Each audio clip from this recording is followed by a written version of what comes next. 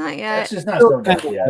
outside. See, that's my window. I mean, you can still see it outside. I feel like we're like almost like the westernest part of like the Eastern time zone. So like it gets like dark the latest. here. Yes, I agree. Same. Maybe not the Okay, so let me think about total western it, but because I taught science. So if you live, say, right on a time zone boundary, yes. so I guess like the line between like Indiana and Illinois or something. Yeah. So let me think about that. So okay, the western part of Illinois, the eastern part of Illinois would be in the central time zone. The western part of Indiana would be in the eastern time Yep. zone. But it's going to be a huge difference in like what time it gets dark. And Correct. Yeah, I've always wondered about that. Like I didn't think about that. So you just like if you're Yes. like right on that border, do you just like oh man, the bar just closed. Oh, let's quick cross over here by 10 minutes and go to a bar that's open later. Like I don't know. totally buy time if you lived right on. Yeah, like between. You'd be buying and losing time constantly. Yeah, that's true. It's Would true. that be a good thing or a bad thing? I don't know. It It's a messed good me question. up. I think. It's a good question. That would mess me up. But yeah, so like I never realized how west we were until like one day I was at Disney actually, and I was talking to my dad, and like I was getting ready, I was at the yacht club or whatever, and like illuminations was going off. It was 9:00. I'm like, oh yeah, sweet. The fireworks show's going on. He's like, they're doing fireworks over there. I'm like, yeah, it's 9:00. He's like, son, it is like really light out here still. I'm like, how are they doing fireworks in the daylight? Oh no, it's dark over here already. Yeah. It's I remember Mike. Like it's dark at it's 4:30 right there now, right? And it's dark, right? No, it's not dark. You can see out my window here. Oh, okay. What? It's kind of light still. Oh, okay. Gotcha. It's getting dark though. I mean, Gotcha. we're like in the middle of the central time zone. I would say we're not too far east or west. We're kind of dead in the middle of our time zone. Gotcha. Okay. I gotta start the recording software. Else when I have a podcast. Got it. Man, I'm like on all this week now. I know it's 3 for 3 week. Wow. And I call in the live show because I had to save you. That's true. Thank God. I cut that guy last night. I don't know where he was going with that milkshake comment, but he was gone. Well, my milkshake brings all the boys to the yard. Oh man. Oh Lord. Oh my gosh. I almost had to get out Stephen Boyd, but I know Stephen Boyd, he had a typo. So Yes, he did. I know, like I saw that and I was like, what? I hate YouTube. No, just kidding. I saw that too, and I'm like, what the? And then I was like, oh, okay, there's got to be some more. There's got to be more here. I'm hoping that was an autocorrect on a roll. But then I'm also hoping it's not, so I don't know. Yeah, okay, good. Yeah, this is the sequel to the Daylight Savings episode. And it's light in Atlanta. ATX, I guess, is Atlanta, right? No. No, ATX. What I is haven't. Austin, Texas? Oh, yeah, it could be Austin. Yeah, Yeah. Austin, Texas, that'd probably be it. CH. Steven says, my bad. Thank you. You almost got banned. You almost gave me a heart attack. I have PTSD from the live call-in shows over the past month. I like Indiana better before we had to change time zones. I mean, I know this isn't the daylight saving episode, but man, I wish we would just eliminate it altogether. This would have been a great year to do it. It would have been a fantastic year to do it. I like it. It gives you something to look forward to. You know, you get to stays light longer in the spring. And it's awesome. It's kind of a fun day, and then you get the extra hours sleep. I wish we just had 2 time zones. I wish Eastern and Central were the same time, and then Mountain and Pacific were the same. That would help me with sports so much. That's true. Because when my team goes on the West Coast, I'm just like, I'm done. Yeah. Like, well, it's even worse for me. Like Yeah, if the Tigers are playing the Dodgers, the game starts at 10 o'clock. That's true. Yeah. And I mean, 9 o'clock, I'm going to bed. I'm an old man. So. But in that case, it would start at 1. It would start 1 hour behind me. Yes. That's So true. instead That of makes much sense. Yeah, we'll have to get that lobby going, the time zone lobby. trying, it probably wouldn't work for people out in California. It would be like dark all the time. Yeah, exactly. Too bad, California. You get everything. You get the good weather. You know, you get whatever. You get all fun stuff. Okay, here we go. What number are we on? This is the Scott week. 1790. What was it? Today's 95. Yeah, 96. All right. And look at that. You day and night time zones. That's perfect. Yes, we're in the day. I just about spit up my water though, Mike, when you said the new Mike in the Midwest will be about grocery stores in St. Louis. Dude, it's gonna be awesome. I have all kinds of stories. Okay. We have restaurants in our grocery stores. Did you have? Okay. I was like, the week after that is going to be gas stations in St. Louis. It might be, no, I'm going towards Thanksgiving. QT, the QT. I've been there, like your convenience stores. The old. We have the Sinclair that was a full time. Yes. It's actually still a full service. I don't know if it is during COVID, but the one in front of Fritz's was still full service like a couple years ago when I went to Probe. Like, really? Yes. Yeah, that one in front of Fritz's. I don't know if it still is because I don't know. It's not still there, is it? Is it? I don't know. I've been to Florissant since we moved, man. I don't know. I've been in North County once since we moved to go to Las Fuentes. And I'm like, I don't really need to go back. I'm good. I'll stay out here. Okay. Well, let's see. Because we live 0.8 miles from a Chick-fil-A. If that isn't the American dream right there. I mean, dude. Got it. Less than a mile. I can like hit I'm here like on the mobile app almost from my couch. Nice.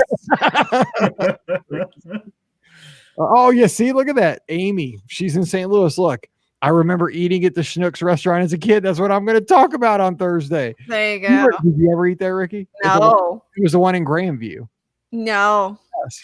I remember, so down at the Lake of the Ozarks, the Deerbergs has a restaurant because my mother-in-law goes there. So I think the Deerbergs in Des Peres has a restaurant in it, but I've never been in there. I think. I'm not sure. I've been to a Schnucks. Remember, we bought some barbecue stuff. We bought some wiffle balls and bats like a Memorial Day ball game. Yeah, we're going to talk about Schnucks, and we're going to talk about Tomboy. We're going to talk about Deerbergs. Man, look at that. You're giving a nice little tease for the show right now.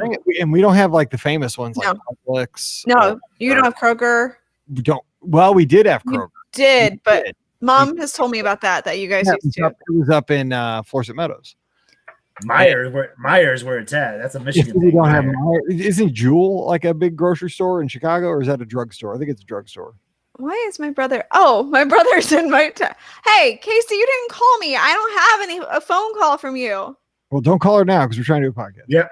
He says I'm ignoring his call. Rude. Well, I don't have a phone call, so chill out now. Yeah. But we don't have a Piggly Wiggly. I always thought that'd be fun to have. But like when you drive through Illinois, you see Piggly Wigglies like out in the country, but we never had one. All right. I mean, we just almost did a whole episode on it right now. Almost it. Do you guys have IGAs? We had those.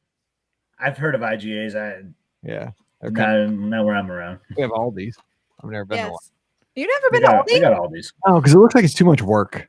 Like, no, it's not so bad. You have to put a quarter in to get a cart. Like, I'm out. I'm out. If I got to pay a quarter to get a cart, I'm out. Well, you get the quarter back. You do? Yeah. I'm out on that. No, you get the quarter back when you put your cart back.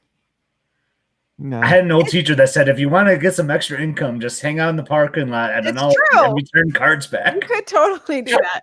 Just ask people, you want to return your cart? That's my part-time job.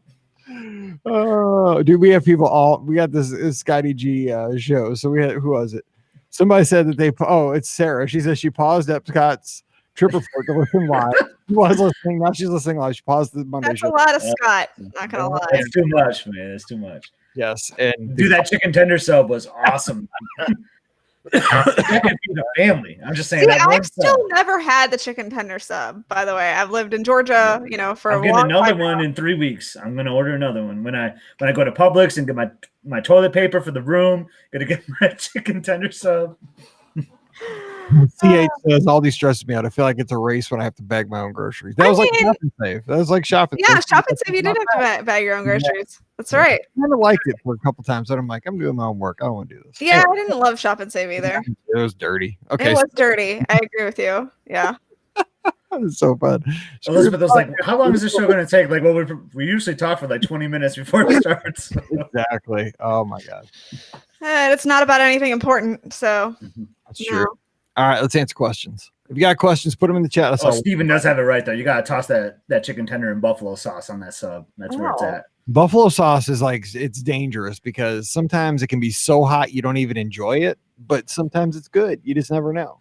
Yeah. A lot of places, because I don't like smoking hot stuff. No, I don't like when I'm sweating. Except if it's your wife or something, right? Yes, there you go. Way to go, Scott. Way to go. I'm always helping out my brother. Yeah, that's right. My wife is like buffalo sauce. She's smoking hot. buffalo sauce at Cyberg's. Why do I feel like that should be a t-shirt? Me and Mike have a couple buffalo sauce ladies. Because that My makes you wife is sweat. like buffalo sauce. I'm making the reels to gonna make you sweat after the show. CNC Music Factory.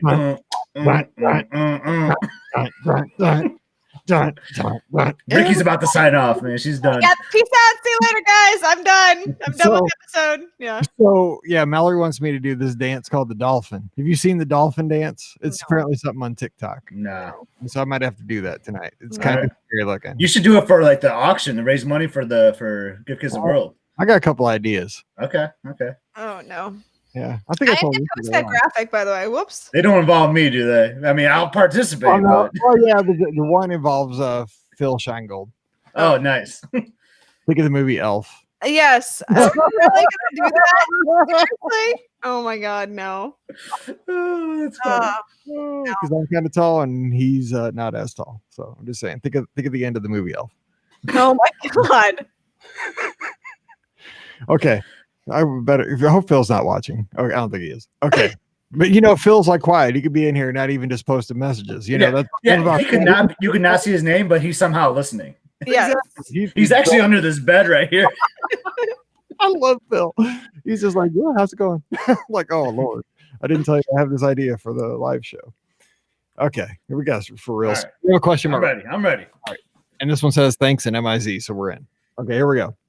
Oh yeah, and this is Georgia Hate Week, by the way, Ricky. Beating the dogs. They look terrible Saturday. We're gonna. I don't know anything. Yeah, I heard that from the guys today at work that the game did not look good. So got smoked. Okay, here we go. Welcome to episode 1700. I forgot the number. Hang on. Well, we're starting over again. Yes, we are. I'm all worried about grocery stores. No. Yeah. All right. Jeff is saying the Let It Go taco is good, which makes me happy because I want to try that sucker. I didn't even know what he's talking about. That is right. We talked about that last Friday. I'm going to try that on Friday. What up? I thought you were there this past weekend. No, this weekend. Okay. All right. We'll talk about it. Here we go. Wouldn't I have talked about it already? I thought so, but I didn't know. Oh, yeah, okay. Correct. UGA Hate Week is 52 weeks a year. Got it. But especially this week. Okay, here we go. Welcome to episode 1796 of the Be Our Guest Walt Disney World Trip Planning Podcast. I'm your host, Mike Rallman from BeOurGuestPodcast.com, and you can check out all the great stuff we offer over at BeOurGuestPodcast.com. Happy Wednesday to you. Of course, it is time on Wednesdays to jump into the inbox and answer your listener questions, and we have questions here in the live chat. If you want to go right to the top of the list, and who doesn't want to do that? It's like the secret VIP program. Just drop by Facebook or YouTube around 5:45 Eastern every Monday as we record these shows and get in on the fun. And make sure you get there on time because you never know what the pre-show is going to be about. Today, daylight savings time in grocery stores. And, it might even be better than these two podcasts combined. I don't know. You're the judge. So today, we're going to have a good time answering your listener questions, getting you ready for that next Disney vacation. We have Ricky. She hangs out over at themouseforless.com. And Ricky, I got to tell you this. Mm-hmm. Again, I've told you on our Sunday Night Live call-in shows, I lead the shows off with the news of the week. Good. This week, 7 new articles I had to go over. I'm like, you're killing me, Ricky. There's not going to be time for calls. And sometimes on Sunday night, that's a good thing because we never know what we're getting lately. But no, I get it. Yeah. Right in the news. So what's up? Oh my gosh, there have been so many interesting stories that are coming out, and I have a list right now of stories that I still need to write. So I literally have a list right now. It is on my Post-it note, and I'm just like, okay, this story needs to go. This story needs to go. So yeah, I just keep having lots and lots of great stories to write about. But the one thing that I'm most excited about is those Walt Disney World attraction ornaments. Oh you my guys God. seen those? Yes, we talked about those Sunday night. Oh my gosh, they look amazing. And those may have to come home with me. So they are incredibly detailed, and Disney just knocked it out of the park with those. So I love them. They are so awesome. And if you don't know what I'm talking about, you need to go to the Mouse for Less in the news section. You'll have to scroll down a little bit because, like I said, I have a lot of articles to keep writing this week, and see what the attraction ornaments look like because they are just phenomenal. So. Yep. They did the back side of the ornaments, like the firehouse. They did. I mean, it's got Walt's apartment on it. I know, right? And it is is Walt's apartment? Like, that's so awesome that they, actually put in Walt's apartment and it looks just like it. So, I didn't look to see.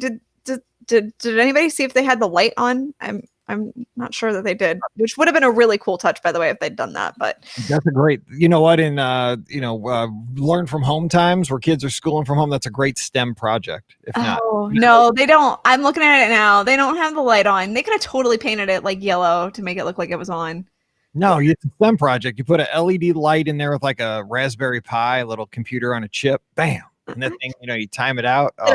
Or you have like, hey, good night, Walt, and like it blows out. Oh yeah, I got ideas. Remember, I used to be I'm good. There you go. Yes. So maybe a little yellow paint or whatever. That's the easy way out, but that'll work. All right. Pam Forrester is down at Walt Disney World right now. The Magic for Less. A lot of the travel agents are down there doing some training. It's a home game, and Mallory's cheering in the football playoffs this weekend, and Georgia's playing Mizzou at Mizzou, so I had to be back here. I hate to say that, but I mean, it's a big football weekend in St. Louis, so I am here, and we are lucky to have the pinch hitter from up in the mitten. He was on Monday, he's on Wednesday, and he's going to be on Friday. It's my bud, hashtag Scotty G. What's up, Scott? Hey, Mike, happy to be on the show again. Just when we were talking on Monday, I felt like I wanted to just be on here more, so appreciate you calling me in. And I feel like when I'm at Disney, Pam Forrester is not, and when she's at Disney, I'm not. So we have it all covered. Case, yes. Do you think that's on purpose, though, is the question? I don't know. Am I avoiding her or is she avoiding me? That's true. I have a feeling, though, around December 5th, we will both be down there at the same time, though, for once. I have a feeling a lot of us will be down there at the same time for once, yes. Wait. Yeah, so just a real quick reminder, Night of a Million Lights. It's going on at the Village throughout November and December, actually into January. So anytime you can go down and support the Village is a great time. But if you want to hang out with us, we're going to be there December 5th from 2 to 8. We're going to be live here on Facebook and YouTube, taking you around to all the amazing lights, interviewing folks from the Village. I'm sure we'll get to talk hopefully with Pam. She's awesome. And, maybe some families. Of course, our listeners will be hopping on the air with us as well. We'll be taking your calls. Just going to be like our 12-hour live show, only 6 hours. We're going to be in Florida where it's not hopefully freezing cold. Exactly. And of course, we're going to have the auction going on too. So you can bid on items. You can also make donations. So, you don't have to bid on an item. You can make donations for Give Kids the World through the link we'll have available.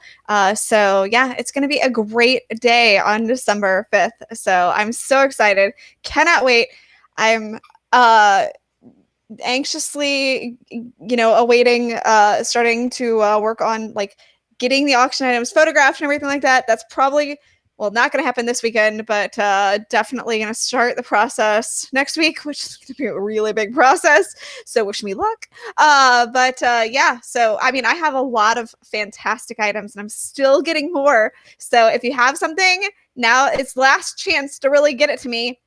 You can email me at bogpauction@gmail.com and I will be happy to assist you on getting those items to me. That would be wonderful. Thank you. Shout out to Steven in the live chat. He's got his ticket for that night. He's going to be there. We're going to be awesome. I cannot wait. And we actually have some listeners like Phil and his family are volunteering that night at the Village that day. And that's going the extra mile. So that's really, really cool. Yeah. All right, let's hit the inbox first. And then we'll get some in the live chat. Paul has a question for his January trip. Hey, BOGP crew.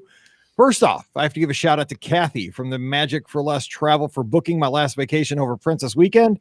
It feels like forever ago at this point, but she deserves all the props for doing an awesome job.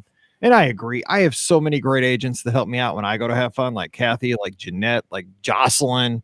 I have a lot of folks that the thing is, I'll just give a little behind the scenes here. I'll pull the fourth wall kind of thing. When I have an agent cover for me, a lot of times they are like, ho, because it's pretty busy. I do kind of a big workload, so thank God for Kathy. She handles it very well. So I love her, and Jeanette too. Sometimes there's 3 of them that cover me, so because it's just busy. We have a lot of listeners and try to take care of everybody. All right, Paul's question. I'm traveling to Orlando for a business meeting the last week of January and going to spend 1 day in the Magic Kingdom and 1 day in Epcot afterwards. It'll be a couple of weeks after Marathon Weekend, but I'm doing the virtual 10K. And would like to complete the run on Disney property. What route would you best recommend? I'm staying 1 night at the Swan and off-site the rest of my trip. Also, we'll be celebrating my friend's birthday, and he wanted to know which resort restaurant that is currently open would you recommend for a birthday dinner? Thanks, and MIZ Paul, a big ZIU to Paul. All right.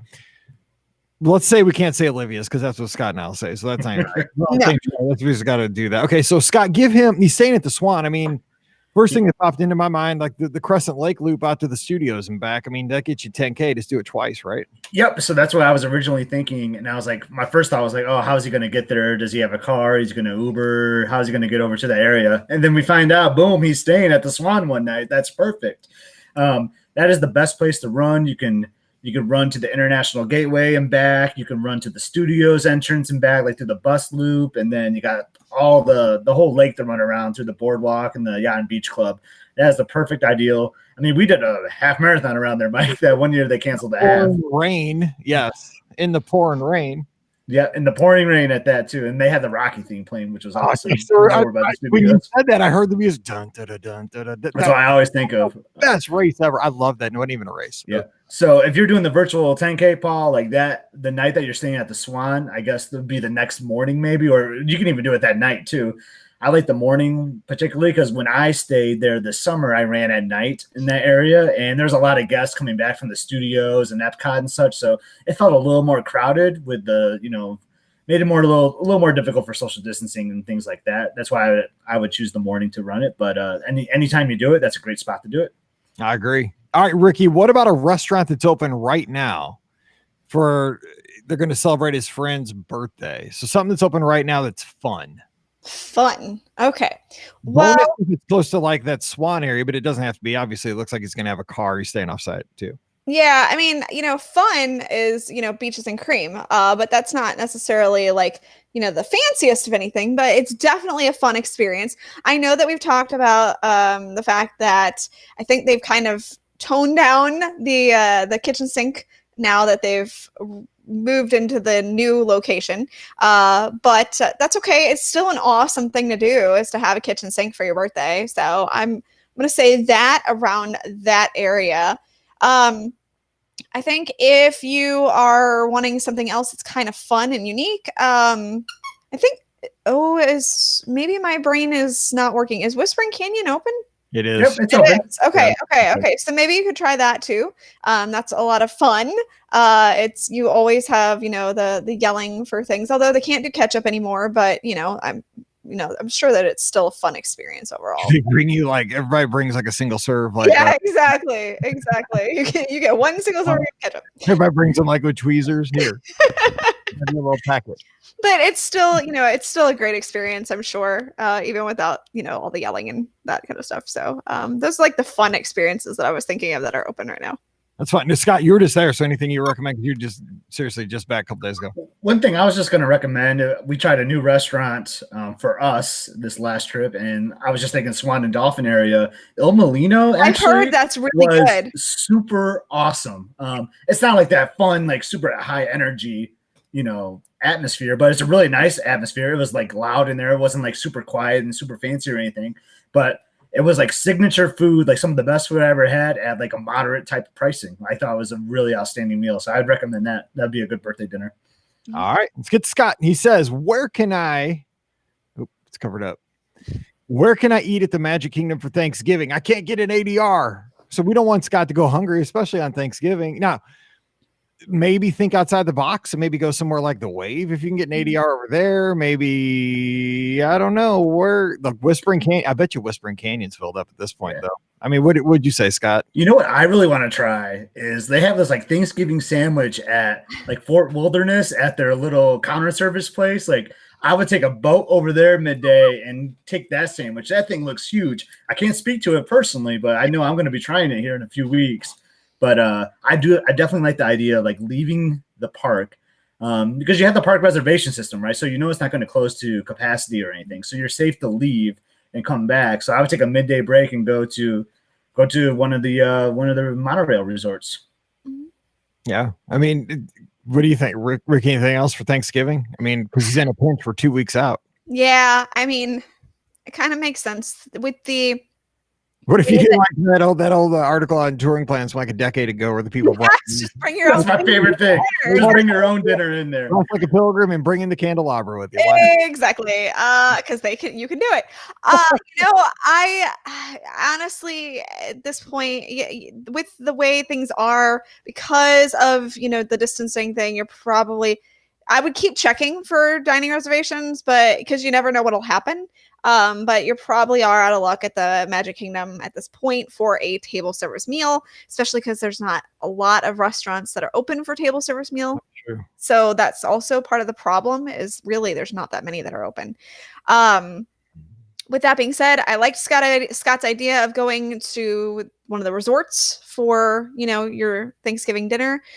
Most of them will have some sort of Thanksgiving inspired meal. While it may not be on the menu per se, it will be on the menu for that day. So, you may be looking at the menus ahead of time and not see anything that's listed Thanksgiving inspired. And that's historically speaking. I mean, yes, we don't know what's going to happen this year with COVID. I would have to imagine that most of these restaurants will still do something similar like that, Ricky, that they've done the years past. Agreed. Yes. And that's, like you said, something that they almost always do. They never advertise that we're having Thanksgiving dinner, but they always have something, I don't know why Disney does that, but they always have something. So I actually went to Whispering Canyon for Thanksgiving one year for lunch, and the skillet they brought out had smoked turkey and things like that they normally don't have. And that was actually really good. Exactly. So the other option, if you take Scott's advice and leave, is a lot of the Disney Springs restaurants are having specific Thanksgiving dinner options. So I know I have an article that I have in mind to write about. Like I said, I have a whole list of articles to write. That's one of them. So I do know that I have that in mind to write about, that a number of Disney Springs restaurants are going to have special Thanksgiving options as well. So, you could head over to a Disney Springs restaurant if you wanted to leave for a little bit. But if you're wanting to stay in Magic Kingdom, I mean, either just keep checking or you're in counter service. Hey, sometimes you gotta be creative. I remember this was when I was in college. I was down in Atlanta. Actually, I was in Marietta for a speed skating competition over Thanksgiving weekend. It was a Sparkles roller rink. We've talked about that on Mike in the Midwest, our patron podcast. But anyway, we were down there with our speed skating team, right? It was one of the best competitions in the country, big rink, and all that stuff, but it was over Thanksgiving. And back then, everything was closed on Thanksgiving, even when I know I'm old, but I mean, it was back when I was you couldn't find stuff. So and I'm like, dude, this is the first time I've been away from home on Thanksgiving, so I was telling, we were there with the guy that owned the rink. We're in a motor home. There's 6 of us. We're driving around. I'm like, dude, I got to have turkey on Thanksgiving. I lose my, American citizenship if I do not have turkey today. Because it was 4 or 5 in the evening. It was time to eat turkey. So we're like, okay, we got to be creative. So eventually we settled on that it was okay to go to Subway and get a turkey, because Subway was open. It was like a Subway and a truck stop. So we're like, if you get a turkey sub, that counts, right? It's not great, but it meets the criteria. But then, of course, the next exit, Cracker Barrel. That's too bad. Just don't do what we did one year on Thanksgiving. We flew to Disneyland on Thanksgiving, our first trip. It was my wife's birthday. We actually were staying in San Diego first, so we got a rental car, went to San Diego. Nothing was open on Thanksgiving night, so we did room service and had burgers and a pizza. It was $250. I could have been eating everything I wanted at California Grill. Instead, I had this room service burger and a Diet Coke that probably cost $10 alone on Thanksgiving dinner. I'll share the photo with you too. It was hilarious. Don't do that. Just don't do that, Scott. That's funny. All right, Sarah's got a question. Best grocery delivery service when you're at Disney. Any tips or tricks? The only thing I've ever used is Prime Now and Prime. For the dry goods and for sodas and stuff for Prime Now. Prime Now is for me, it's Coke and Rice Krispie treats and cracker, goldfish, this stuff I'm going to throw in the backpack. So Scott, you guys stay in the Ville a lot. Do you guys ever do? I always hear good things about Garden Grocer, except they're expensive. So that's the only one I've used outside of, because we rent a car, and if we don't use Amazon Prime for sodas and stuff like that, we rent a car and go out. But the first time we stayed in the Villa, we did Garden Grocer, and I was very happy with it. I was able to get everything I wanted. What was neat about that is I could just do my order ahead of time, So 2 weeks up to the trip, I'm thinking we might need this if I'm just walking around the house thinking of something. So it's nice to add to that list. It got really expensive because I kept adding a whole bunch of stuff. but it was nice that we had everything we needed for that trip. So it worked out really well. They delivered it. They kept the groceries cold at wherever they did at Old Key West. Every resort has a little cooling area where they can store things. But I had no concerns with Garden Grocery. I thought they were great. Yeah, I've only heard good things. Just a little bit expensive, but I mean, it's a service. It's something you're gonna. But there's so many services now. Like Walmart probably has their own, and there's so many different services now. But I'm only familiar with Garden Grocery. Mm-hmm. All right, Donnie has a question. If you were to do a split stay at Art of Animation and Shades of Green, which would you do first, Ricky? Shades or Art? Which order? Oh gosh. Well, I mean, given that I haven't stayed at Shades of Green, and I was on a bus once that drove us there, and I don't remember why. Maybe it was like marathon weekend or something, but I've only seen the resort just, from the beginning, but it looks like a really nice resort, but it's not it. And it has a lot of the Disney amenities, but it doesn't have all of them. That's a tough choice. Because they always say, and again, none of us have stayed at Shades because it's for military folks, which I think is awesome. I love it. Yes. But I've heard it's more akin to a moderate or even a nicer moderate as far as room amenities, room size. Right. Not Art of Animation and a family suite. That also kind of changes it. I don't know. I would go with Art first, and part of this too, we don't have the answers. Like, how many days are you doing at each? If it's 2 at Art and 6 at Shades, I'd rather do my short term first and then check in and then do the longer stay second, but it could be equal. But the thing with Shades of Green, and I mean, I'm not sure if you're a runner or a walker, but the Polynesian is right there. So it's kind of nice, take a morning walk and you can kind of walk over to the Polynesian and see the sunrise over the lake and stuff like that. I think that's really neat. Yeah. So I would go with Shades as my second, because I like to have the better experience last. Here's one other thing I thought about too is look at, because I would have said if you're a big Disney fan, you want to finish with the biggest Disney experience. What I'd have done Art at the back end, Shades first. But here's what I would say. Look at your park days. The days you're going to be going to the studios and Epcot, you want to be at Art because you got the Skyliner. If you're going to the Magic Kingdom, that's when you want to be at Shades because you're right outside the, True. Yeah, perfect. That's a perfect answer. Yeah, I agree. But usually it's about that. So you rarely give a perfect answer, Mike, and you just did. Dude, okay. Yeah. Charcuterie. Charcuterie, yes. Yeah. Natalie's got an important question. Favorite drink at each park, holiday or regular beverage, leaving in 6 days? I don't really have a favorite drink. I'm basic. I get a margarita at Epcot, my PB&J shake at the studios. I don't have a drink for the Animal Kingdom, or I don't think I have a drink. Coke Zero, my cinnamon roll. Magic Kingdom. I'm so boring. But Scott, do you have anything? I mean, Magic Kingdom can be kind of tough. The Dole Whip is always a classic. I kind of consider that a drink almost. So I would kind of put that in Magic Kingdom. Epcot, oh my God, which pavilion is my favorite drink? There's so many. Yes. It's so hard to pick one at Epcot. You are good anywhere. I love the margarita La Cava at Epcot. I love the what we call the frozen beer. In Japan, you can get this beer and they put this frozen topping on top of that. I love that. If you go to the studios, ironically, that's my favorite Starbucks. I know they're all the same, but I know, right? Starbucks at the studios. Starbucks there is pretty killer. It's my favorite one, so I love getting a Starbucks there. Or they have these frozen Jack and Cokes that you can get. Nice. I'm going kind of alcoholic there, but Animal Kingdom, the Dollar Bar has all sorts of great drinks, so lots of beers and specialty cocktails. But you can get I believe you can get a hard version of a Dole Whip there as well, which is really tasty. I've heard that. Ricky, do you get 2% at the Magic Kingdom and then whole milk at Epcot? I mean, what do you get? Yeah, traditionally, given the fact that I don't drink really. Although I will admit, I know this is going to sound really weird coming from me, but so the menus came out for the Epcot Festival of the Holidays. And there were a couple of drinks on there that I was kind of interested in. I know. Hang on. Let me look those up real quick. But I will say, right now at Hollywood Studios, I'm dying to try this weekend the frozen salted caramel hot chocolate, which is at pretty much everywhere right now. And it's the frozen salted caramel hot chocolate topped with marshmallows and green sugar and chocolate drizzle. And it sounds just amazing. So I am absolutely all in on that. Let me see here. This year at the Epcot Festival of the Holidays, they had, oh man, I'm trying to remember which booth it was at. It was like, it wasn't the Holiday Sweets and wait, it wasn't the Holiday Sweets and Treats one.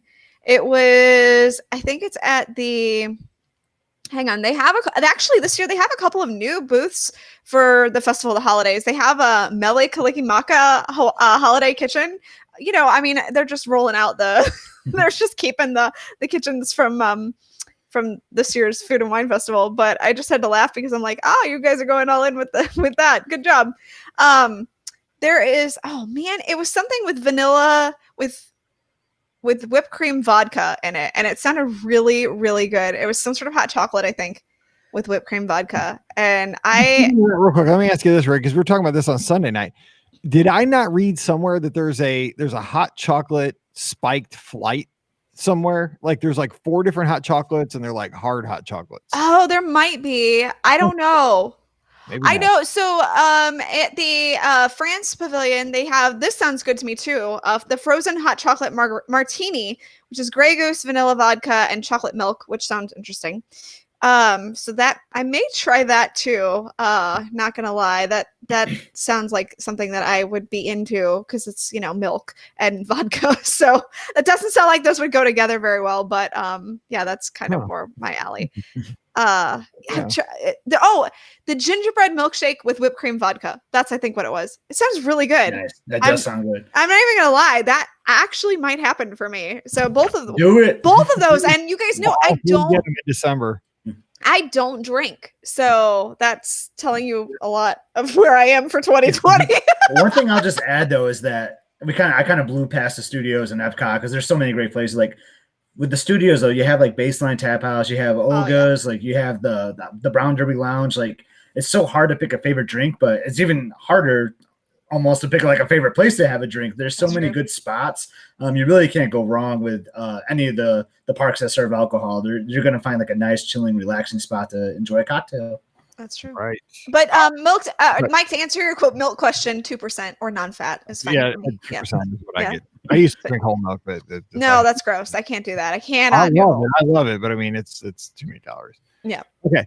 Let's see here. Craig says, I was able to get park reservations for Christmas week, but I have a gold annual pass. Does this mean there are no more blackout dates?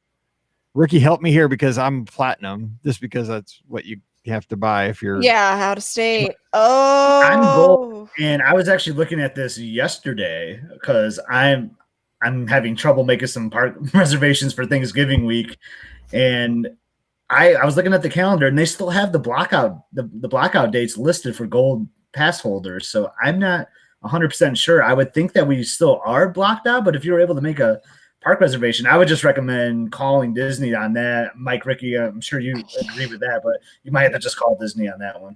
That's exactly what I was going to say, because I have no idea, and I would assume that you would probably be blocked out. Just a hunch, but I'm not 100% sure, but it would be a good guess. I think that you'd still be blocked out.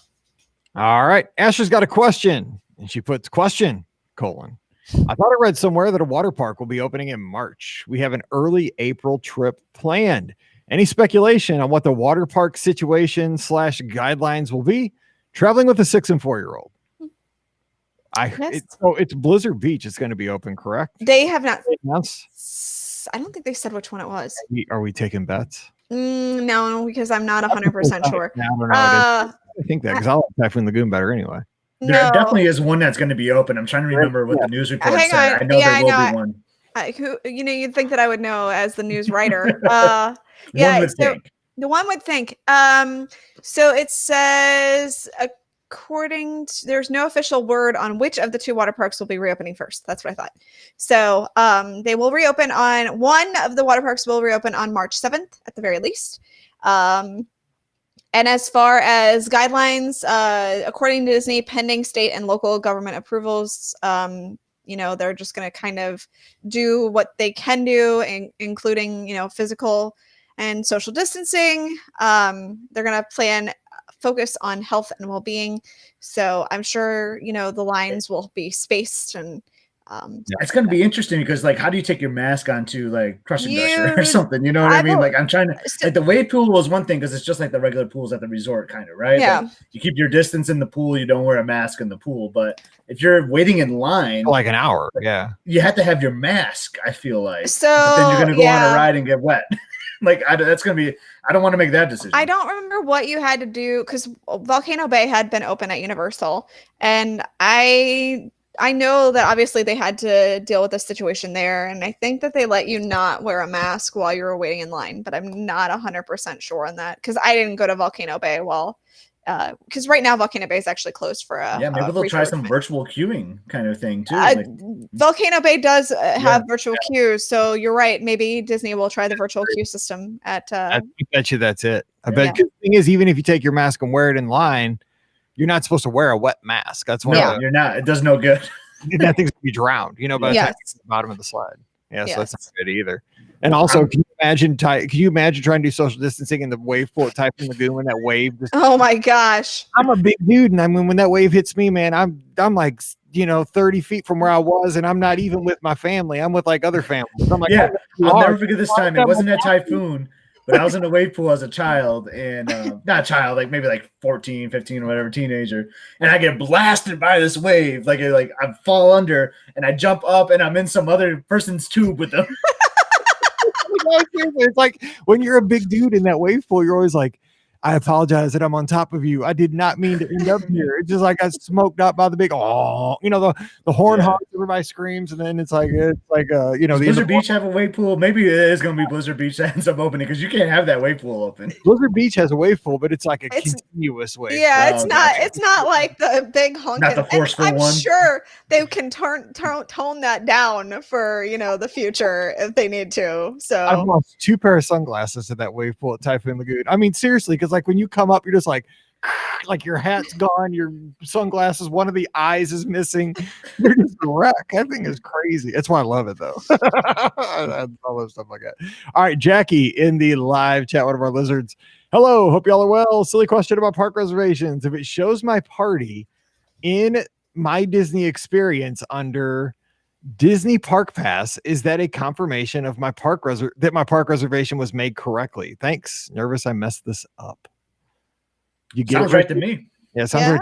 As far as I know, I don't want to say yes and it's not, but it sounds good. Yeah. Oh, and Tanya says that's correct. I trust Tanya in Tennessee. She knows. She's okay. Yay! Good job, Tanya. Yeah, if you see it in my Disney experience and you see your party, that's. I would hope you don't get like an email confirmation saying you did it. No. You do get an email before the day of, though. That's true. When I was on my last trip, they said, "Don't forget about Hollywood Studios. Don't forget about the Animal Kingdom." I'm like, "Oh, is that where I'm going tomorrow?" Okay. Yes. Yes. Hey, brother, I didn't know where I was going. Cool. Yeah. All right. Hey, Alfred's here. He says, "Are there any New Year's Eve events?" And so we've been hearing rumors. Okay. And again, I've gotten 3 emails about this, and we haven't addressed it yet because I was going to do a whole show on this eventually down the line. Well, but I'm hoping some news comes out because if it's going to come out, it's got to be now or never in the next. Yeah. It'll be, this week because that's how our show works. Yes. But the thing is, the park hours on New Year's Eve, they've actually pushed in for New Year's Eve that I've noticed, like a 7:00 close, which this is just me speculating. I have no idea, but hard ticket event for New Year's Eve. It's one night. It's a great experiment, and you could charge a premium with social distancing, and you could maybe do something like Harmonious at midnight, or maybe not Harmonious, but some fireworks. I don't know. I'm saying Epcot, but it could be the Magic Kingdom. What would you say, Scott, if you had to bet? I mean, New Year's Eve right now, it's like not much happening, but I mean, they're not going to leave the guests just watching TV. I don't think there's going to be something at the resorts, maybe not the parks. But I think it's going to be more a resort, kind of like what I saw with Halloween when I was just down there. All the resorts were doing something special, and they've kind of always done that too, right? Just to kind of keep people out of the madness and of the parks. Other things that I've seen in the past that I think they still might do, like California Grill would like have like a special dinner, like, hey, we're gonna have this cocktail, like raise your champagne glass at midnight kind of thing at some of the signature restaurants. I think they still might continue to do stuff like that. But as opposed to like fire breathing dragons and all that, like I don't know, man. I don't think we have a chance there. I'm so glad we got to do that. I know. Ricky, what would you say? I mean, if you had to speculate New Year's Eve 2020, because right now, not much, but I mean, things are opening up a little bit. Who knows? If I'm being completely like based off of what I gather from the rest of this year, I don't think they're going to do anything. I think I do like your idea of a hard ticket event, and I could see it being done at Epcot, because that would be one of the only parks that I think you could, if you had fireworks, you could socially distance those, because the lagoon is so big to go around. There's no way they could do it at the Magic Kingdom though. So I definitely think if they were going to do something, it would be at Epcot. I still don't think they're going to do anything. I think that they are going to just close the parks early and have it be that this year, and have you do things at your resort to celebrate the New Year. Because, just think about all the New Year's celebrations that are being canceled all over. I mean, they're not doing Times Square. They're not doing a lot of things this year. So I can't see them. Fireworks at the resorts. Yeah, exactly. Right.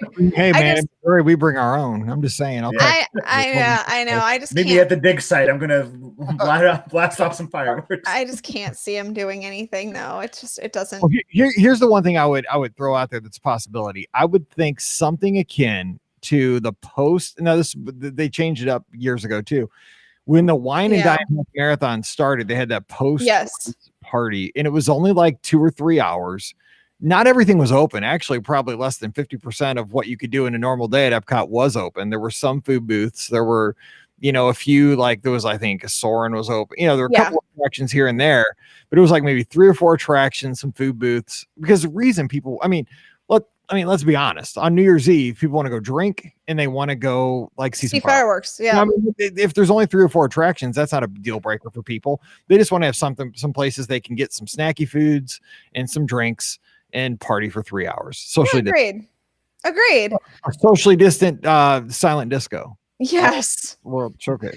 I don't see them doing it. I mean, I think it would be really cool if they did, but then again, you only have one park that you could really do it at. I mean, you might be able to get away with it at Animal Kingdom too, but you couldn't do fireworks, so there's that problem too. So I really think you only have one option in Epcot, and I just don't see them doing it. But I could be wrong, and they could have announced it this week. So, We shall see. All right. Last question of the day is from Natalie.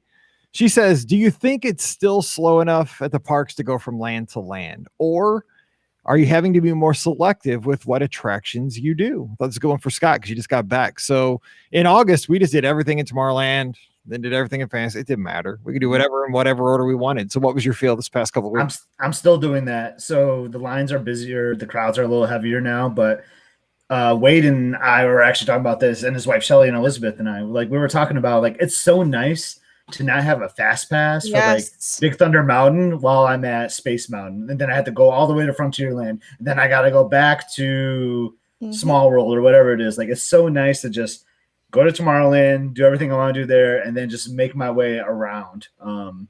It's amen, Scott. Amen. It's really refreshing to do that. It's not as easy as it was in August when we were there, Mike, but I still think it's very doable. The wait times are basically about the same across the board. Each land is going to have their headliner basically, and you just commit to waiting a little bit longer than you normally would, way shorter than you would on a normal day without a fast pass, mind you. So I like the idea of going to land. It kind of saves some energy for you on the day, and I think it's a great way to tour. All right. Well, that's going to do it for today's show. Don't forget, you can send your questions into me at mike@ourguestpodcast.com. We'll drop those in the inbox. And if you want to get again to the top of the pile, join us 5:45 Eastern on Mondays, YouTube or Facebook, as we record these shows live. Don't forget, today's episode brought to you by the great folks over at the Magic for Less Travel.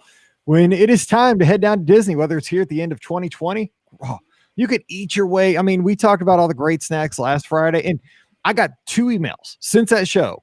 people that went down just because, and these were obviously locals or people like in Georgia, people that were within striking distance, like heard that show, had to go down and get snacks. I'm like, nice. Wish I could. Thank you. Good job. Well, yeah, we're getting feedback about that. So that's awesome, and you can go down for all the, see the decorations. I mean, the Christmas background loops. I mean, Scott and I are huge fans of the background loops. I would go just listen to background loops. Maybe you want to go see Gertie, over at the studios. She's got her hat on. I know, just saying. It's a reason to go. And of course, great deals on early 2021 trips as well. So just drop by the magicforless.com, fill out the quote form, mention the show. When you and I'll be working together, we'll get you down there and get you a great deal at the same time. And Tanya in the live chat says she went land to land too and got everything done. So it's good. All right. Also, use our Amazon affiliate link as that got Ricky's attention there for a second. I was like, what? Getting stuff. Never mind. Use the Amazon affiliate link. It's the holiday season. It's Black November. And then it'll probably still be Black December till Christmas this year. Who knows? But all I know is just bookmark the website. It's BRGuestPodcast.com/Amazon. One extra click, a free way to support the show. It really does help us out. And finally, a huge shout out to our patrons. We talked about this in the pre-show. Mike in the Midwest every Thursday, bonus little mini podcast for our patrons. We're talking St. Louis grocery stores. I know Scott got on me and says boring. Who cares? You can do gas stations next, maybe. But I'm telling you, I have stories. I have stories. And so we'll be sharing those. But a huge shout out to our patrons. You guys are awesome. I thank you so much for carrying the load here as travel has slowed down. But we had some good news this week about travel. So I'm optimistic. I think we might maybe turn the corner here soon, and that would be wonderful for all of us. Don't forget, you can give us a follow on social media, Instagram and Twitter at BRGuestPod and at BRGuestMike. Of course, Scott is at Scott. Ricky's at Ricky Nibs. So give everybody a follow. And, of course, follow and subscribe on Facebook and YouTube as well. All right, we're going to get out of here, and we'll be back again. Of course, tomorrow we have the replay of Sunday night's live show. You're on 4 shows in a row, Scott, because you were on the live show from Sunday, too. So you're all over the place. And then Scott's joining us again on Friday. We're talking best practices and maybe some under-the-radar tips for getting awesome images using a mobile phone on your next Disney vacation. Because I know some people, a lot of folks, maybe you ordered the new iPhone, maybe you got the new Galaxy, or maybe the new Google Pixel, some kind of phone.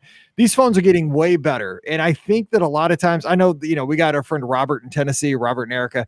He brings out the big dog. He looks like he needs to be in the pit at Busch Stadium, taking the pictures at the baseball game, or at Mizzou, he's a Tennessee fan. So he'd be at Neyland, taking the pictures of Garantano throwing an interception or something. But the thing is, he takes the big camera. I don't have the big camera. I don't have the skills, but I can get some pretty good pictures with my little mobile phone. So we'll talk about tips for that. Ricky's an expert at that. Her parents own a photography studio forever. So we'll have a good time talking Disney photography on Friday. So until then, we're going to jump out of here. Hey, stay safe, stay healthy, and we'll see you real soon. What is she chewing on? That's a bone. Okay. Riley's right under my feet. Boom. I had a dog barking outside. I had to mute myself. I was worried it was picking up. I didn't hear it. Ricky's dog was turned around, had its butthole I know. She's laying down now. Yeah, but for 20 minutes, all you saw was Ruby. Turn that dog around. I don't want to see that. Man, all I want now is to be at Baseline Tap House having a cocktail, having a beer. That'd be awesome. The decorations look so nice. That's my favorite part for Christmas now. It is my favorite part for Christmas too. Those decorations. It's actually my favorite part right now. I'm gonna be honest. This, I love going to the studios. Yeah, I get you. Sorry, Tanya. I was trying to get it, Robert. I was just messing with it. I love Neyland. I went there once. It was awesome. But yeah, they have a quarterback issue, and nobody wants to lose to Arkansas. Even though Arkansas is better this year, nobody wants to lose to Arkansas. All right, let's do photography. Someone said something about the Spartans earlier. Are they going to bring it this weekend? I saw it pop up. No idea. Dude, we're an every other week team right now. So we did terrible against Iowa. So Indiana better watch out. Hoosiers better watch out. I'm just saying. Oh, my gosh. The Hoosiers are good. They're ranked 10th in the country. Dude, I don't buy them. I don't buy the Hoosiers right now. No. They beat a weak Michigan just like Michigan State beat a weak Michigan team. Penn State, I don't think is all that great. They're just, I don't know. Michigan State's going to show them what's up. Penn State 0-3. Yeah, that's crazy. Yeah, my brother-in-law's an IU alum, so he's living the good life right now. Oh, I bet he is. Well, I should talk. Is this what's his name? I met him, right? I think. Yeah, Andy. He went on the Hey, let's talk some smack to Andy this week. Yeah. All right, here we go. 1798. Welcome to episode 1798 of the Be Our Guest Walt Disney World Trip Planning Podcast. I'm your host, Mike Rallman from BeOurGuestPodcast.com and one of the senior agents over at the Magic for Less Travel. Happy Friday to you. We've made it through yet another week, and this is the time where time starts to speed up, especially if you're one of those people who's terrible at getting holiday gifts, because I'm always like, plenty of time. All of a sudden it'll be Christmas. I'm telling you, it happens fast. So be ready and enjoy this time of year. And I got to say, a little peek behind the curtain. You guys know we've been doing this show for almost 13 years. We record the Wednesday and the Friday shows back to back, right, on YouTube. Maybe you join us on Mondays when we do this. I neglected to wish all of our veterans a very happy Veterans Day on Wednesday, and I feel terrible about that. I know it's 5 minutes later. Thank you to all of those who served and who have served. You guys are the best in our country, and we hope you enjoyed your Veterans Day. And every day should be Veterans Day, in my opinion. So have a great weekend, and maybe you'll get to do something that you enjoy. Maybe not have to do, have a weekend full of raking leaves and, cutting the grass the one last time, all that stuff you probably will end up doing. So thank you to our veterans. We love you guys and always love you each and every day of the year. I feel terrible because we finished the Wednesday show 5 minutes later. I totally realized it. So. And we talked about Shades of Green too. We did. I know. I told Donnie, it was a shout out to Donnie, one of our veterans in Shades of Green. So thank you so much. Just to echo that, Mike, I'm actually doing a virtual 5K for veterans here in Lansing this weekend. Nice. So excited to be a part of that. That's it. And I just want to send a shout out to my best friend, Olivia. She is a veteran, and so I'm super proud of her. And so I don't know if she'll listen, but I'm super proud of her. You better listen. Get her to listen. What? She listens sometimes. Actually, share the podcast, Ricky. Come on. I think she does listen sometimes. So I don't know, but it's spotty. So, but I mean, I love you, Liv, and we love her. So thankful for the service that you provided our country. So. I agree. All right, Ricky, you are here from the mouseforless.com. Big plans for the weekend. You are down at Walt Disney World. I am there today. I am going to the Magic Kingdom today. So be prepared for lots and lots of Magic Kingdom photos and videos and food. Because good Lord, I'm going to get that twice upon a cupcake thing. That's got to happen. Yeah. Yes. So a question, you going to split it or are you going to just down that whole sucker? Oh no, I'm definitely going to be taking that sucker to go. That's going to be, I don't know how I'm going to do it because I bet you it's probably too big to put into a container. Maybe I should bring my own Tupperware. Not a joke. I probably should bring my own Tupperware. You totally should. I'm not even kidding. I really need to pack that. I probably should grab that before when we get done with this podcast. So, yes. And I'm staying at Caribbean Beach actually for the first time. Well, okay. Technically, it's not my first time. My mom says that we stayed there when we went on a cruise on the Big Red Boat. For those of you who are back in the day, remember the Big Red Boat. So apparently, you remember cruising? I don't remember. I do remember cruising. Yes.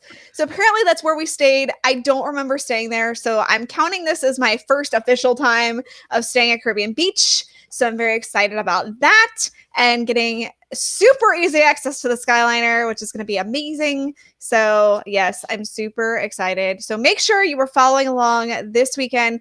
I know for sure I'll be posting on the Mouse for Less's social. So for sure you want to go over to the Mouse for Less and see and follow along because I know 100% I'll be posting for that. I'm not sure if I'll be posting for the Be Our Guest or my own. Ricky. I'm going on behalf of the Mouse for Less technically for this trip. So I'm just saying you may want to just head over to the Mouse for Less and see.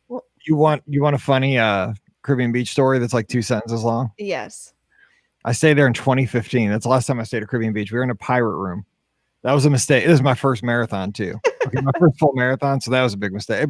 Pirate rooms are fine, but they're not the most comfortable beds. They're cool looking, but when you're tall, they're not as big. Well, okay? I'm not as tall as you. Well, too, and they have footboards, right? Yes. When I sleep, my feet hang off of beds. This is how I'm tall. That's so true. It wasn't the most comfortable thing. And then on the Saturday before the full marathon, I was so nervous because there's no way I was ever going to run a full marathon. I fell down the whole flight. I twisted my ankle on the fell down the entire flight of steps at Caribbean Beach. I thought, oh, my marathon dreams are crushed. Okay, well, hopefully I don't do that. You're tricky. Yeah, stairs are tricky. Yes. And I don't know what kind of room I'll be in. So I don't know if I'll be in a pirate room or if I'll be in a regular room or what. So we'll know by the time this podcast probably is airing. But we'll be at Caribbean Beach from December too. Can't wait. Oh, well, you will be. I will be staying with Florence at the Contemporary. Well, la-di-da. Yeah, right.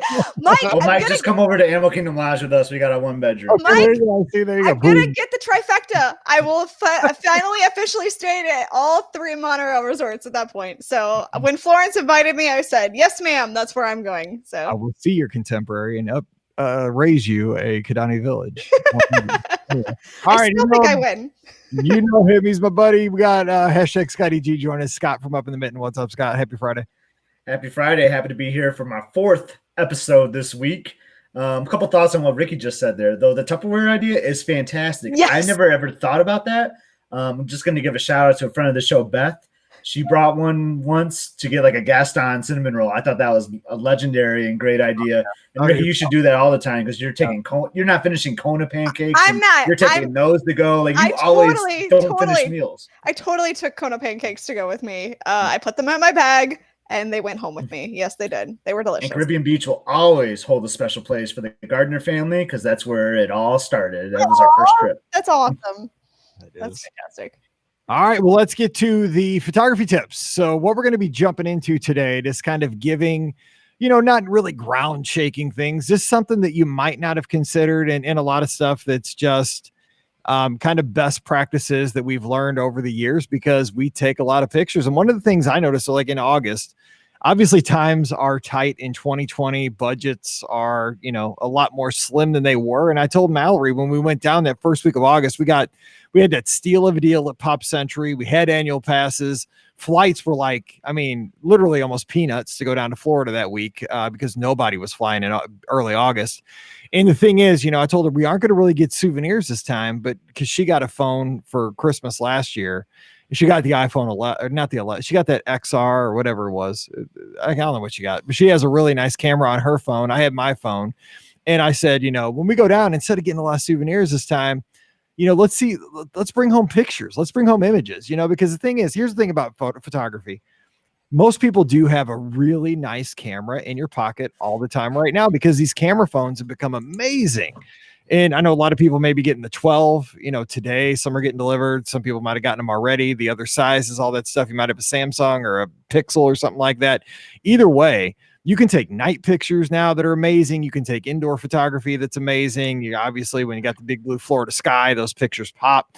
But the thing is, you can come home with all these images and they're basically free. And you have that memory. And the thing is, now I've learned this over the quarantine, is that when you take a lot of pictures from previous trips, like a year from now, Facebook's going to say, hey, sometimes it's a good thing, sometimes a bad thing. It wasn't the greatest thing in 2020, but they'll be like, this time last year, you were, running a race, or you were, riding Big Thunder with, the Gardeners, or, whatever. It's fun to look back. And I have pictures now because we've been going so long that, like 13 years ago, we were at Pop Century, during a hurricane, or it's just fun to have that inventory. And the good news is I'll show my age real quick and then we'll go around and give tips. I remember my first camera that I got it. So they used to have this thing that my grandma got. I don't even know how this worked, but she got this catalog every year about this time of the year. And it was different greeting, Christmas cards. Okay. So it had models of 50 different kinds of Christmas cards. And what you would do, you would never do this nowadays. So it was like a kit, and you would go around the neighborhood and sell Christmas cards door to door to the neighbors. I'm not kidding. And so they would pick it out and they'd order, oh yeah, I want 24 of those and blah, blah, blah. So you go around, they fill out the little piece of paper, I want these, and put their name and address, and you collect the money and you send it in, and they get their card. You go deliver your cards in a couple of weeks when they send them to you. Well, you get prizes, right? Incentives for selling, a certain amount of orders. I got a camera, and a little cheap camera, but I got a camera as my gift. And the thing was, of course, back then you got 24 shots on film. And I was so worried that because I mean, by the time you had to pay for the development of the film, and like you were like paranoid to ever hit the shutter because you didn't want to waste a shot. It was expensive, like $1 a shot or something when you figured it out.